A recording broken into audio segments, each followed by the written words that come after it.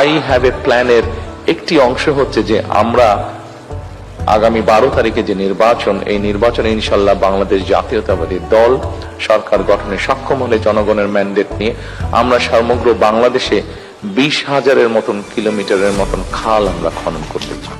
আমাদের নির্বাচনী অঙ্গীকার এবং প্রতিশ্রুতি মোতাবেক আমরা প্রথমেই বলেছিলাম যে প্রায় 1000 কিলোমিটার আমরা খাল খনন কর্মসূচি সম্পন্ন করব।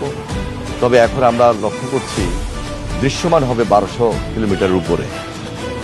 এর বাহিরে আগামী 5 বছরে আমাদের যে নির্বাচনী প্রতিশ্রুতি 20,000 কিলোমিটার, তার চেয়ে বেশি আমরা সম্পন্ন করতে সক্ষম হব।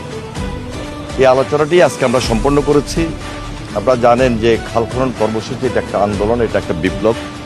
প্রেসিডেন্ট জিয়া রহমান সাহেব তার জীবদ্দশায় এই কর্মসূচি স্বেচ্ছাসেবকের ভিত্তিতে তখন করেছিলেন।